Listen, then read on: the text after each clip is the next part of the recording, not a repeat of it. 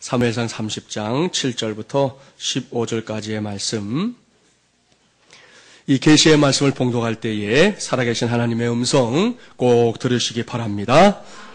다윗이 아히멜렉의 아들 제사장 아비아달에게 이르되 원하건대 에봇을 내게로 가져오라. 아비아달이 에봇을 다윗에게로 가져가매 다윗이 여호와께 묻자와 이르되 내가 이 군대를 추격하면 따라잡겠나이까 하니 여호와께서 그에게 대답하시되 그를 쫓아가라. 내가 반드시 따라잡고 도로 찾으리라. 이에 다윗과 또 그와 함께한 600명이 가서 부솔 시내에 이르러 뒤떨어진 자를 거기 머물게 했으되 곧 피곤하여 부솔 시내를 건너지 못하는 200명을 머물게 했고 다윗은 400명을 거느리고 쫓아가니라.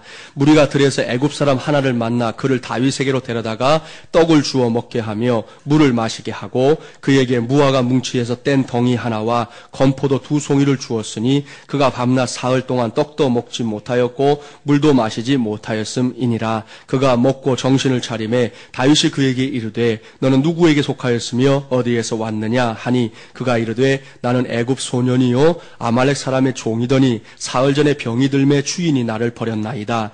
우리가 그레 사람의 남방과 유다에 속한 지방과 갈렙 남방을 침노하고 시글락을 불살랐나이다. 다윗이 그에게 이르되 내가 나를 그 군대로 인도하겠느냐 하니 그가 이르되 당신이 나를 죽이지도 아니하고 내 주인의 수중에 넘기지도 아니하겠다고 하나님의 이름으로 내게 맹세하소서. 그리하면 내가 당신을 그 군대로 인도하리이다 하니라. 아멘. 네, 서로 축복하겠습니다. 하나님 나라 운동을 위한 마중물이 됩시다.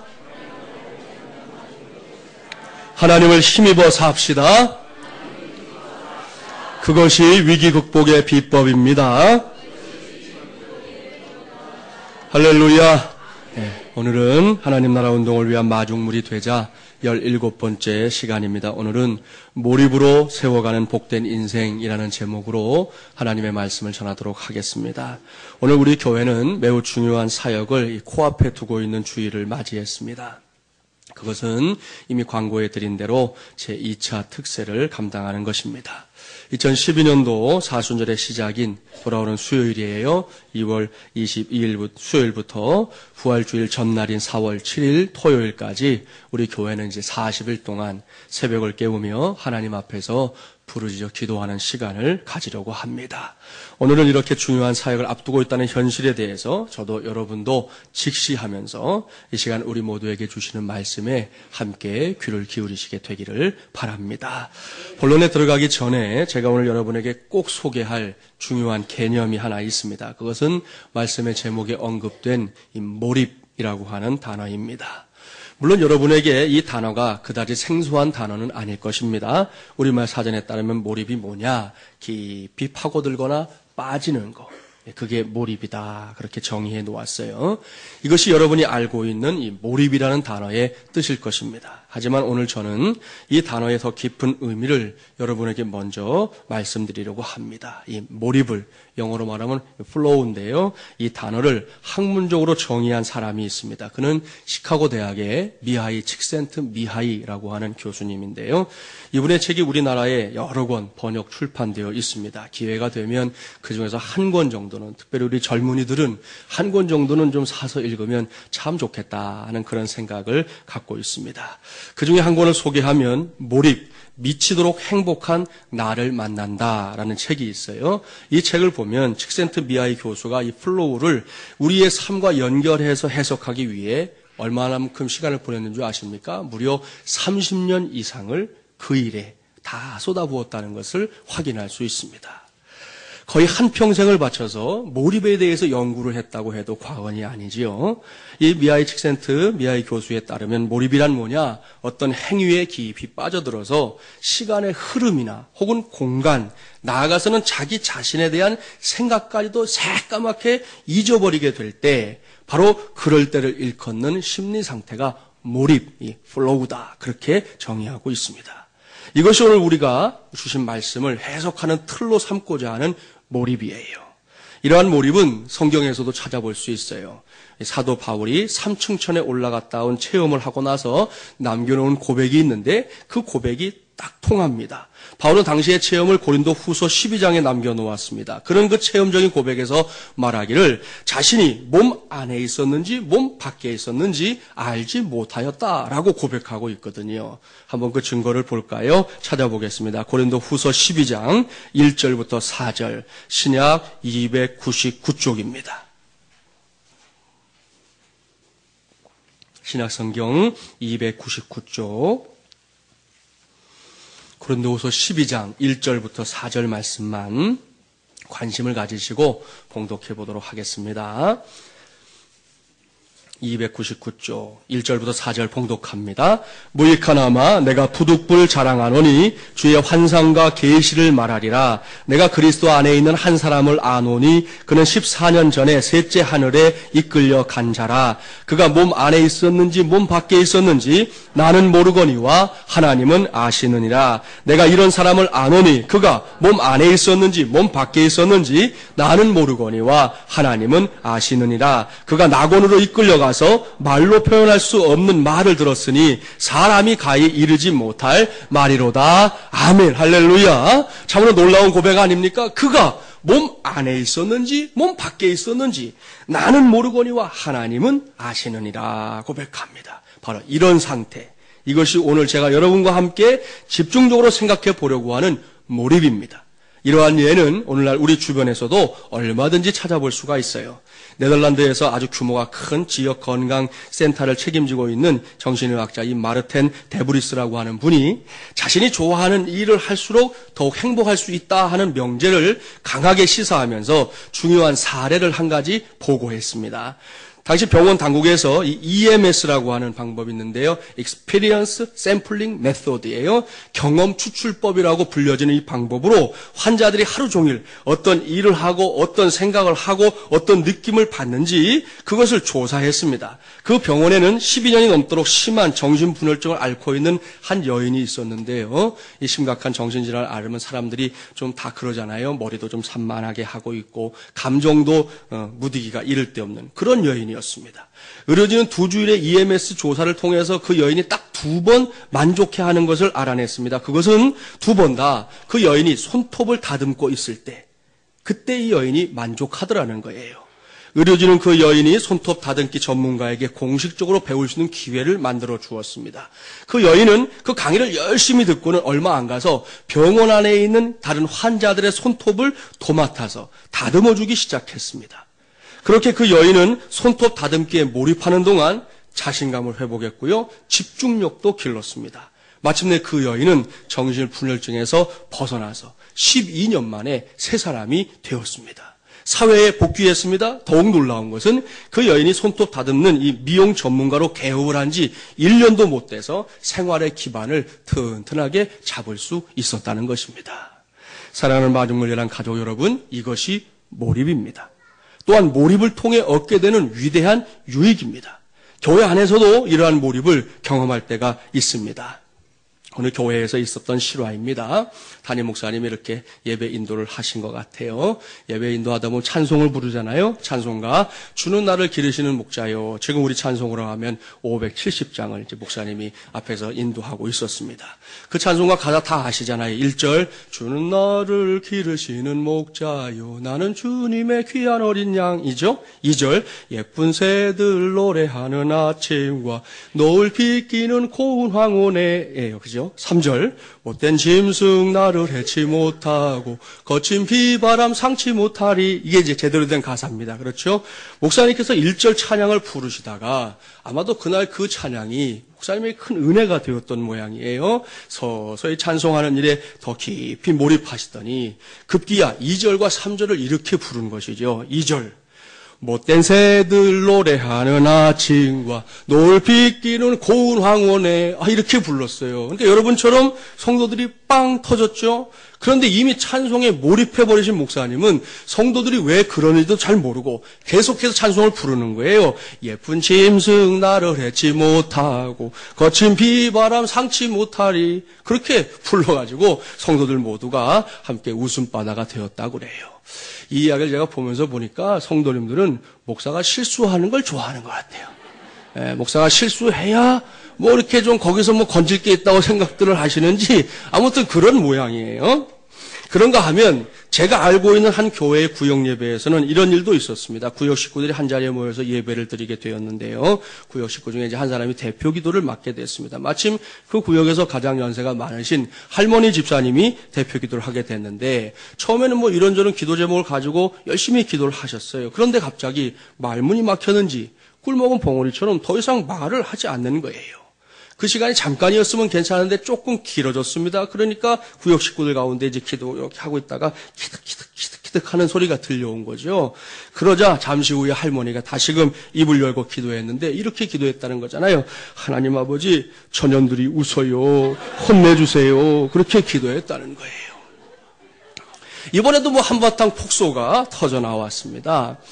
둘 다 재미있는 이야기지요. 하지만 여기서 우리가 오늘 관심을 가져야 할 대목은 그저 재미있다는 사실이 아닙니다.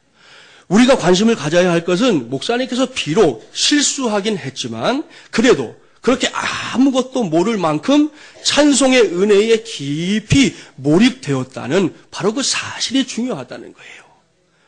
또한 할머니가 기도하는 것에 몰입하다 보니 하나님 앞에서 마치 어린아이처럼 처녀들이 웃어요 라고 그렇게 말할 수 있었다는 사실, 바로 그것이 중요하다는 거예요. 칙센트 미하이 교수는 이러한 몰입이 우리의 인생을 행복하게 만들 수 있다고, 우리의 인생을 보다 가치 있는 것들로 채워갈 수 있다고 주장하고 있습니다.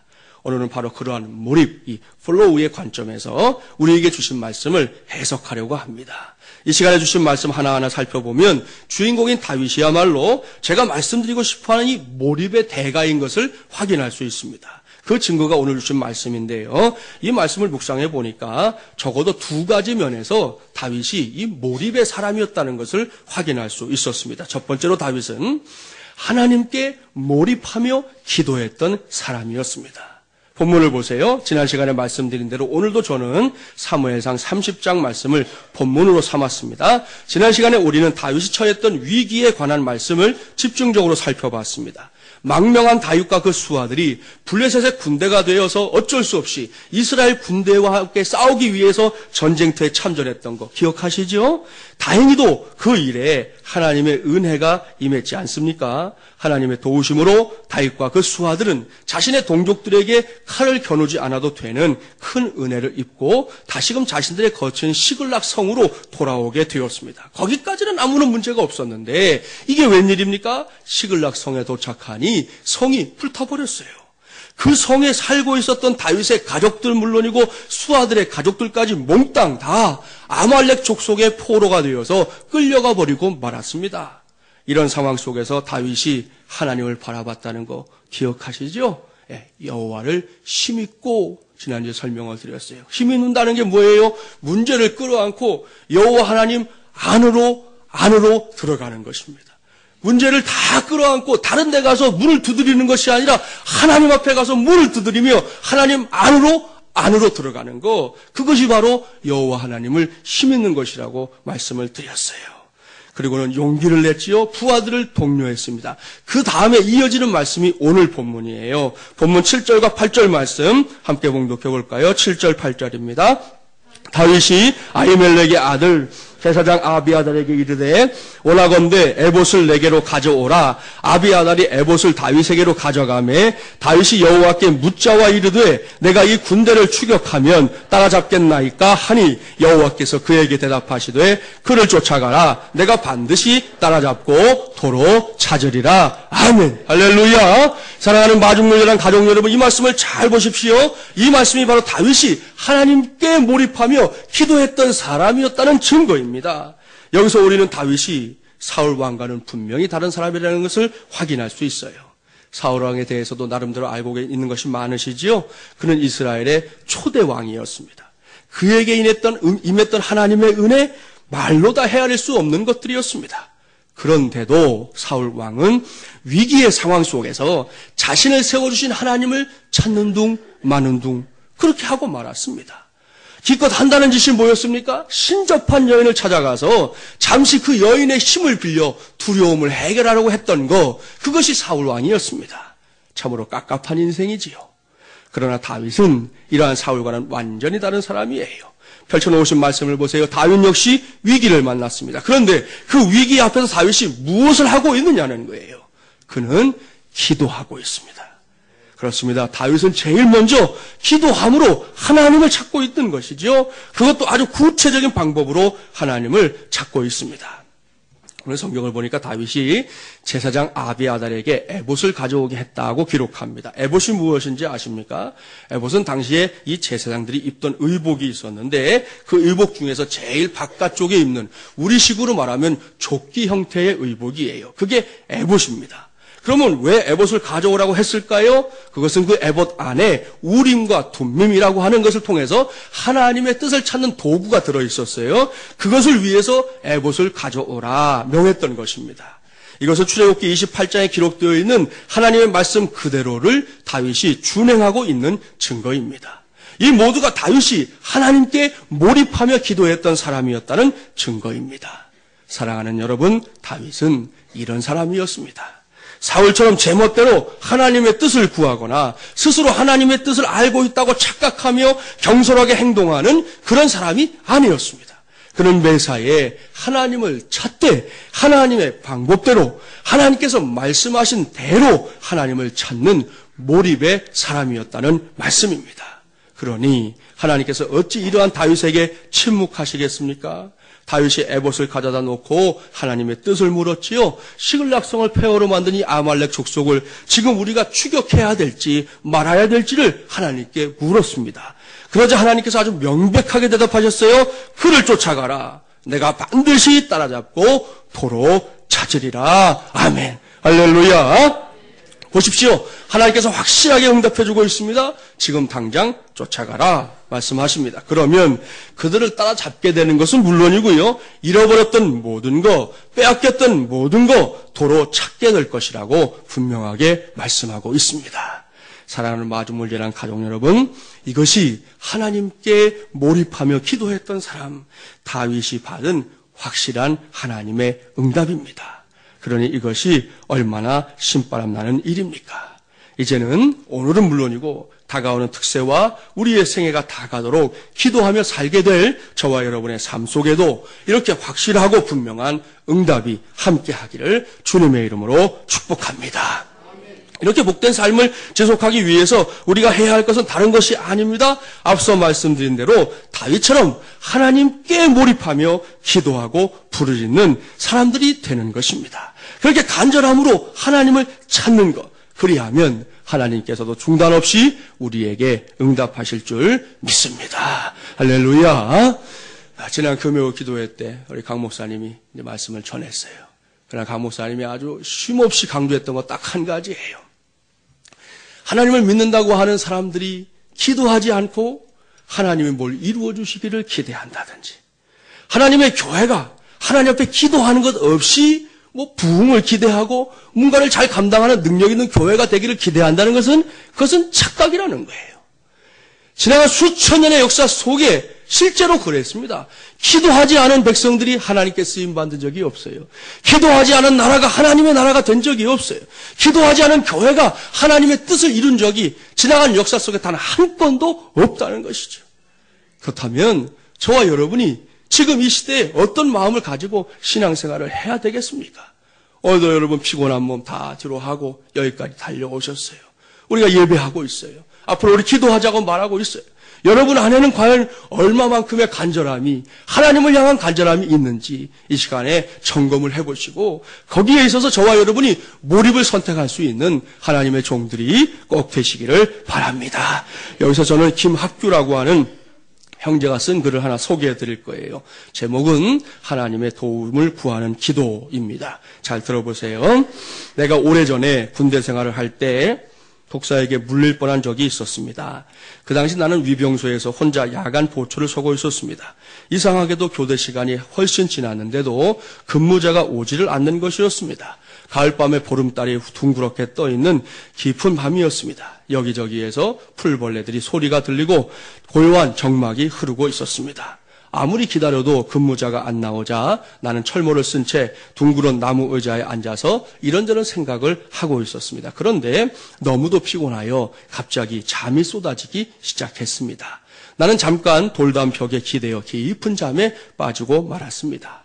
시간이 얼마나 되었는지 알 수 없는데 갑자기 양쪽 귀에서 사이렌 소리가 들리는 것이었습니다. 잠을 깨면서 자세히 들어보니 그것은 비상벨 소리가 아니었습니다. 모기들이 엥 거리며 날아다니는 소리였습니다. 그 순간 내 목 쪽에서 서늘한 기운이 감돌면서 소름이 끼쳤습니다. 내가 서서히 눈을 돌려 왼쪽을 보는 순간 소스라치게 놀라고 말았습니다. 이 대가리가 삼각형인 독사 한 마리가 혀를 널름거리면서 새까만 눈으로 나를 노려보고 있었습니다. 돌틈에서 꽈리를 튼 그 뱀과 내 목 사이의 거리는 불과 15cm 정도밖에 안 되었습니다. 내 눈과 독사의 눈이 마주치면서 온몸으로 쫙 소름이 끼치는 것을 느낄 수 있었습니다. 독사와 마주보고 있는 그 짧은 시간이 너무도 길게 느껴졌습니다. 독사의 콧구멍과 새까만 눈과 널름거리는 혀가 점점 가까워지고 있는 것처럼 느껴졌습니다. 그때 누군가가 나를 뒤로 잡아당기는 느낌이 들었습니다. 그와 동시에 나는 갑자기 벌러덩 뒤로 넘어가고 말았습니다. 그 순간 그 독사는 나를 노려보더니 다시 고개를 돌려 돌틈으로 스르륵 사라졌습니다. 정신을 차린 나는 독사 한 마리에 놀라서 겁을 먹었던 것이 너무도 부끄러웠습니다. 그냥 나도 모르게 화가 치밀어 올랐습니다. 나는 허리에 차고 있던 대검을 뽑아들고 독사를 잡아 죽인다고 버럭버럭 소리를 질렀습니다. 그때 가서 소리 질른 거예요. 나와 이씨, 다 나와 이씨, 막 이러던 거죠. 돌틈을 자세히 살펴봤지만 그 독사는 이미 다른 곳으로 사라진 후였습니다. 여기서부터가 중요해요.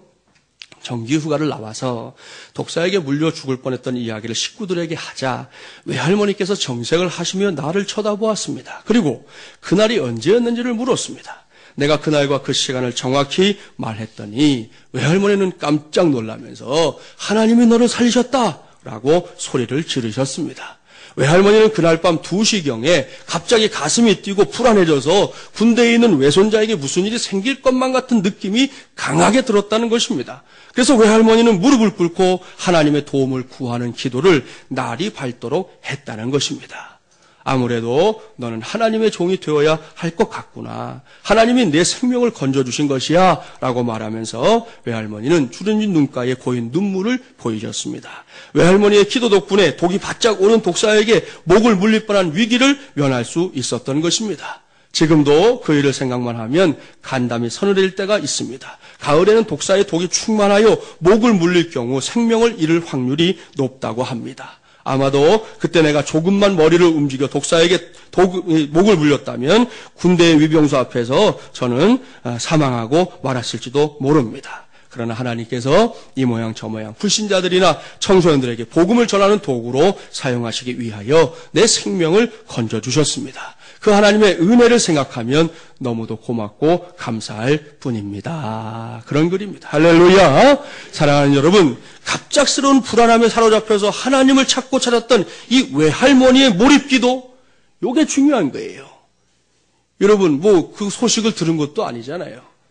하나님께서 갑자기 할머니의 마음속에 그런 마음을 주셔서 날이 새기까지 끊임없이 하나님께 집중해서 기도했던 할머니의 기도에 너무나도 분명하게 응답해 주신 하나님, 바로 이분이 우리의 하나님이신 줄 믿습니다.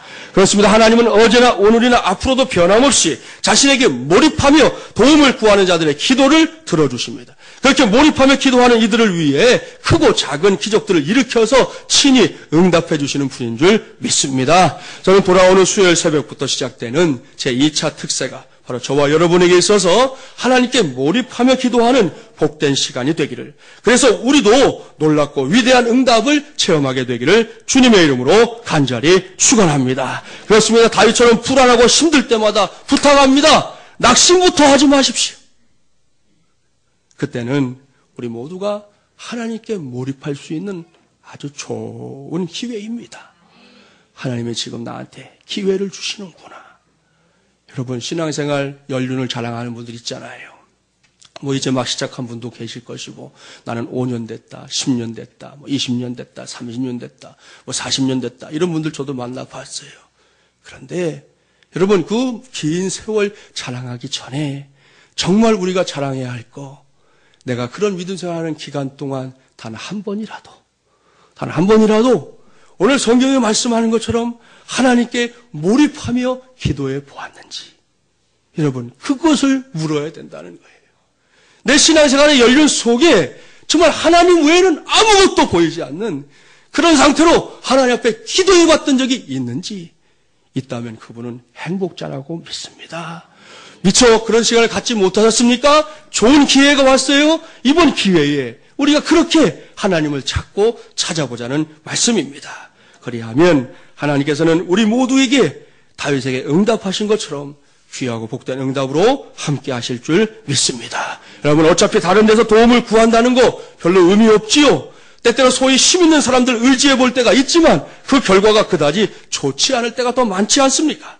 그러니 오로지 하나님께 몰입하는 간절한 마음으로 하나님의 도움을 구하는 기도를 이번 기회에 하나님의 보좌 앞에 올려드려 보시기를 바랍니다. 우리의 몰입기도를 들으신 하나님께서 상상할 수 없는 놀라운 방법으로 우리의 문제들을 확실하게 해결해 주실 줄 믿습니다. 할렐루야. 두 번째로 다윗은 사람을 존중하는 일에 몰입할 줄 아는 리더였습니다. 본문으로 가보세요. 다윗은 하나님께서 응답해 주시자마자 바로 아말렉 족속의 뒤를 쫓아갑니다. 그 와중에 다윗의 훌륭한 리더십이 빛을 발하고 있는 것을 볼 수 있어요. 본문 9절과 10절 말씀 함께 봉독합니다. 9절 10절입니다. 이에 다윗과 또 그와 함께한 600명이 가서 부솔 시내에 이르러 뒤떨어진 자를 거기 머물게 했으되 곧 피곤하여 부솔 시내를 건너지 못하는 200명을 머물게 했고 다윗은 400명을 거느리고 쫓아가니라. 아멘. 다윗은 수하 600명을 독려해서 아말렉 족속의 뒤를 부지런히 쫓아서 달려갔습니다. 그런데 이 부솔이라는 시내가에 이르렀을 때 600명의 수하들 가운데 3분의 1에 해당하는 200명이 지쳐서 뒤로 처지게 되었습니다. 왜 이런 일이 일어났는지 짐작할 수 있을 겁니다. 이미 알고 있는 대로 그들은 모두 이스라엘과 전쟁하겠다고 전쟁터까지 정말 죽을 힘을 다해서 다 달려갔던 사람들이잖아요. 그리고는 전쟁에 참전 못하고 다시 돌아왔어요. 그것까지도 힘들었을 텐데 지난 시간에 보셨잖아요. 자기 가족들이 몽땅 다 포로로 끌려간 것을 보고는 성경을 보니까 울었는데 밤새도록 울었대요. 밤새도록. 그럼 밤새도록 울어보세요. 얼마나 기진맥진하겠습니까? 지금 그런 상태로 다시 아말렉 족속을 쫓아가고 있는 것이니 이 사람들이 얼마나 힘들고 지쳤겠습니까? 여기서 사람에게 몰입할 줄 아는 다윗의 리더십이 빛납니다. 다윗은 부솔시내에 주저앉은 사람들에게 책망하지 않았습니다. 너희들 이게 뭐냐? 지금 정신없는 짓 하고 있다고 후두지 않았다는 것이죠. 다윗은 그들의 마음을 이해해 주었습니다.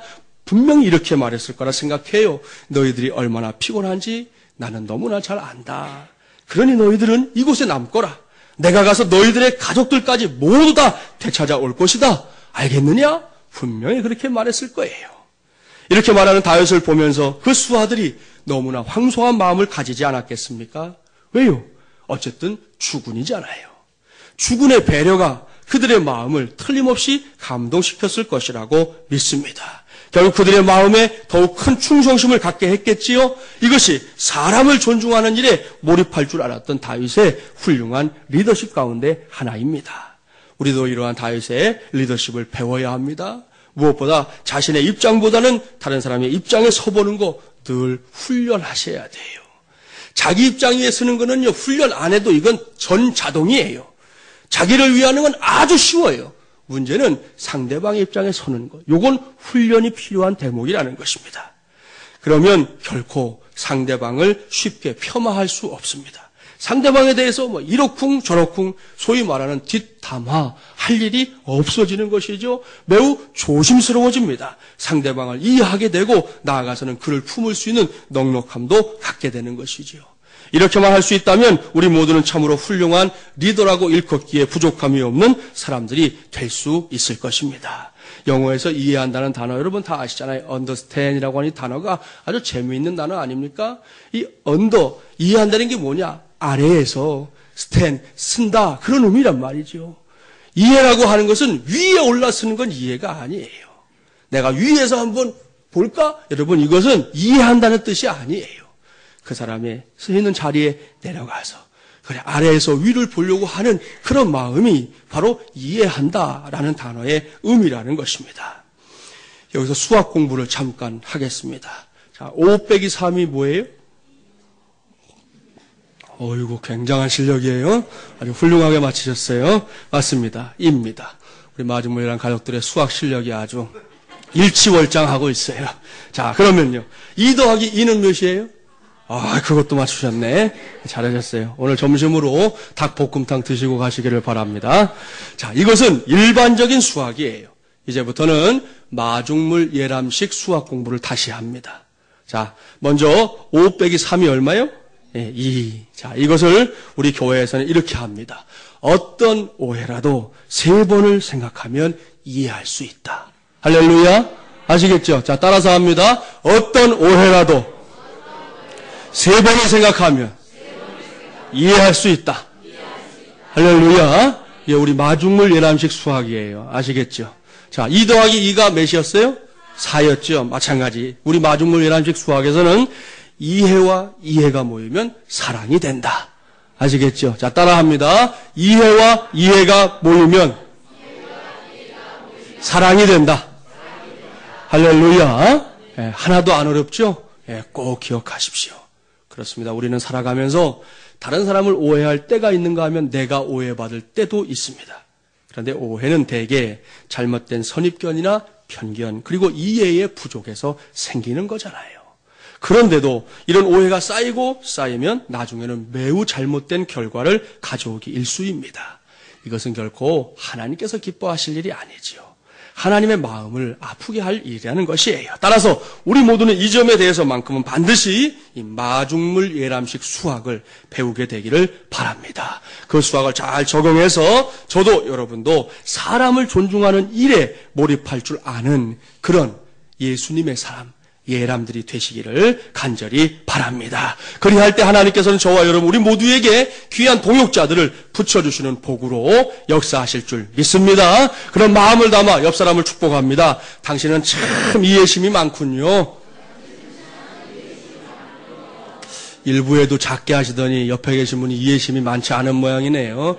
예, 마음에 안 드시는 것 같은데 축복하세요. 다시 한번 합니다. 당신은 참 이해심이 많군요. 그런 당신 때문에 나도 살맛이 납니다. 할렐루야.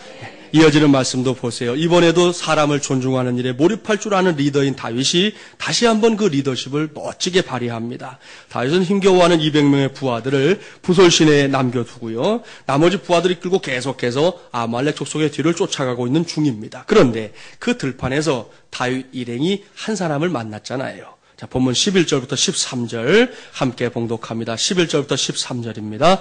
무리가 들에서 애굽 사람 하나를 만나 그를 다윗에게로 데려다가 떡을 주어 먹게 하며 물을 마시게 하고 그에게 무화과 뭉치에서 뗀 덩이 하나와 건포도 2송이를 주었으니 그가 밤낮 사흘 동안 떡도 먹지 못하였고 물도 마시지 못하였음이니라. 그가 먹고 정신을 차림에 다윗이 그에게 이르되 너는 누구에게 속하였으며 어디에서 왔느냐 하니 그가 이르되 나는 애굽 소년이요 아말렉 사람의 종이더니 사흘 전에 병이 들매 주인이 나를 버렸나이다. 다윗이 이때 만난 사람은 애굽 출신의 한 소년이었습니다. 그는 원래 아말렉 족속에 속한 한 사람의 종이었고요. 이번 전쟁에도 전쟁을 위해서 참전한 것이죠. 근데 그 와중에 병이 들고 말았어요. 병 드는 게 뭐 사람 마음대로 안 되잖아요. 골골골골 거리게 되었다는 것입니다. 그러자 그 주인이 매정하게 사흘 전에 이 종을 들판에 버려두고 자기들은 자기들 갈 길을 갔다는 것이죠. 이렇게 자신의 주인으로부터 버림받은 사람을 다윗이 거둬주고 있습니다.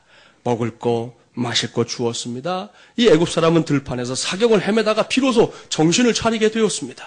이 정도 되면 이 애굽 사람의 마음이 누구를 향하겠습니까? 당연히 다윗을 향하게 되는 것이죠. 말씀을 잘 보세요. 이 종은 다윗으로부터 자신을 아말렉 족속들이 있는 곳으로 이끌어 달라 하는 부탁을 하니까요. 두말 없이 그 일을 수락하고 있습니다. 여기에서도 사람을 존중하는 일에 몰입할 줄 아는 다윗의 리더십이 빛나고 있습니다. 말씀을 보세요. 다윗이 어떤 리더입니까? 그는 사람의 마음을 살 줄 아는, 사람의 마음을 얻을 줄 아는 그런 리더였습니다.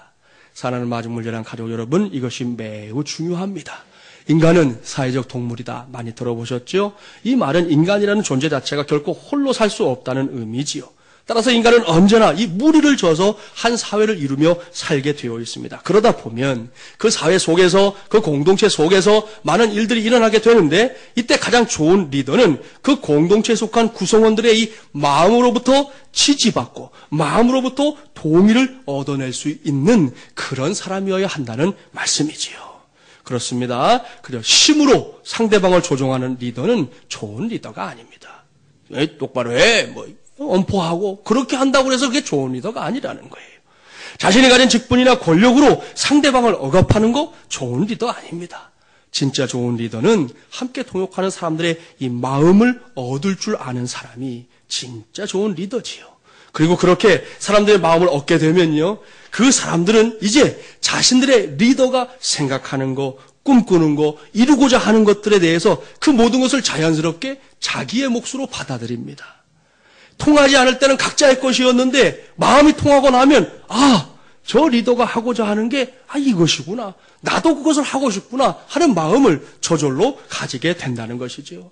함께 움직일 수 있게 되는 것입니다. 그러니 사람이 이 사람의 마음을 얻는다는 것은 매우 중요한 일이에요. 독일 함부르크 대학의 이 바이올린 교수였던 골드슈타인이라는 분이 있어요. 이분이 소련으로부터 망명해온 아주 유명한 음악가입니다. 그의 동생도 이 피아노 교수였는데요. 이분이 정말 얼마나 대단한 분인지 위암으로 수술을 2번을 받았어요. 그런데 2번 다 마취를 거절한 채 수술을 받았습니다. 마취를 안 했어요. 이유는 한 가지. 자기의 머릿속에 지금 암기되어 있는 악보가 마취를 하게 되면 암기력이 떨어져서 잊어버리게 될 걸, 그걸 두려워해서 그냥 마취도 안 하고 수술을 받은 거예요. 참 대단한 사람이죠. 아무튼 그렇게 이제 장기간 투병하다가 안타깝게도 나중에 세상을 떠났는데, 죽기 전에 이분이 자기 손으로 부고를 만들어서 화제가 되었습니다. 부고의 내용은 이것이에요. 첫째, 조화를 가져오지 마시오. 요즘 우리나라도 그렇게 많이 하지요. 둘째, 조화 대신 부의금으로 해주시오. 돈은 꼭 가져오라는 거예요. 셋째, 부의금은 현금으로 해주시오. 현금을 꼭 달라고 그랬어요. 넷째, 모아진 부의금은 전액 장애자 시설을 위해 써주시오. 5번째가 아주 기가 막혀요. 장례식에 참석하지 못한 사람들은 반드시 은행구자로 부의금을 송금해 주시오. 그게 5번째였어요. 참으로 멋진 사람입니다.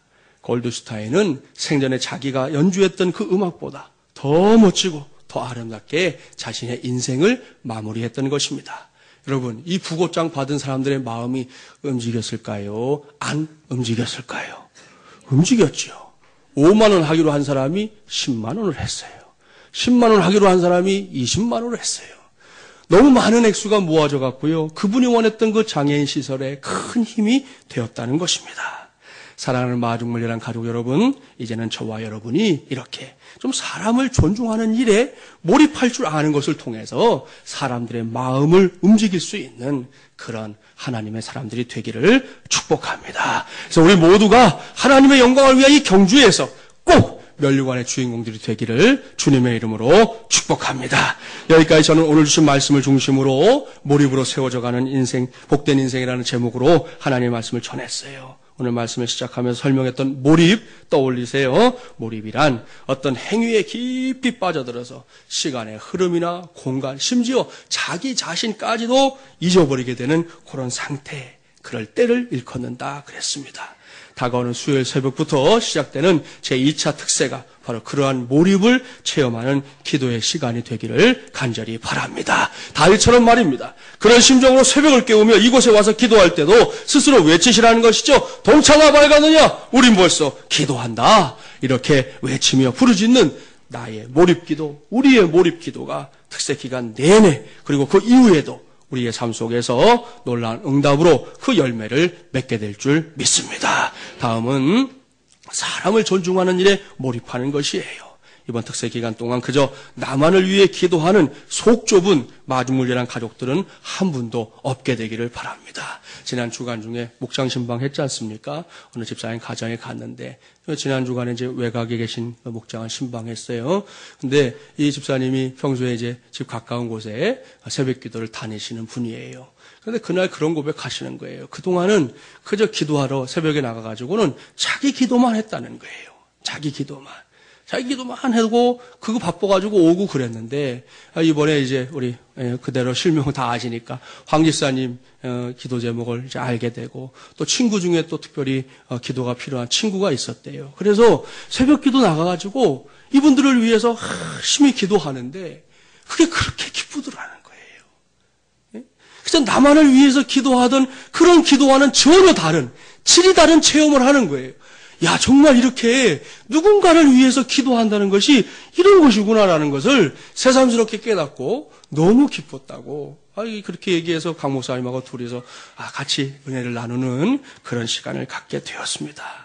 여러분, 이 고백이 그냥 그 집사님의 고백만이 아니라 우리 모두의 고백이 되시기를 바랍니다. 이번 특세 기간 동안 여러분 주변에 있는 사람들, 여러분이 그들을 존중하는 일에 몰입하며 기도해 보시기를 바랍니다. 여러분 안에 같은 목장 식구가 될 수도 있지요. 같은 파트에서 봉사하는 사람이 될 수도 있을 거예요. 여러분의 식구들도 있을 거예요. 그분들을 존중하는 일에 몰입하며 기도해 보십시오. 그 기도 역시 놀라운 응답의 열매로 저와 여러분의 손에 쥐어지게 될 줄 믿습니다. 이러한 믿음으로 다가오는 제2차 특세를 온전히 감당해내는, 그래서 그 열매도 함께 누리는 저와 여러분이 되기를 주님의 이름으로 간절히 축원합니다. 기도하겠습니다.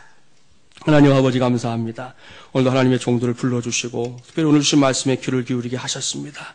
몰입으로 세워가는 복된 인생 되게 하여 주시옵소서. 특별히 특세가 코앞에 와 있습니다. 이번 특세는 우리의 신앙 여정에서 진정으로 하나님 앞에 몰입하여 기도하는 체험을 하는 소중한 시간 되게 하여 주시옵소서. 다윗처럼 그 놀라운 응답 우리의 것으로 누리게 도와주시고, 나의 몰입기도, 우리의 몰입기도가 어떠한 일들을 이루는지 하나님이 행하시는 것들을 우리의 눈으로 볼 수 있도록 역사하여 주시옵소서. 또한 사람을 존중하는 일에 몰입할 줄 아는 우리 마중물이라는 가족들 되게 하여 주옵소서. 하나님, 우리 그들을 위해 기도하는 것이 얼마나 소중한 일인지 이번 기회에 우리 모두가 체험해서 우리 마중물이라는 공동체는 서로를 위해서 기도해 주기를 쉬지 않는, 하나님의 열매를 맺어가는 일에 기쁘게 쓰임받는 아름다운 공동체 꼭 되게 하여 주시옵소서. 예수님의 이름으로 기도하옵나이다. 아멘.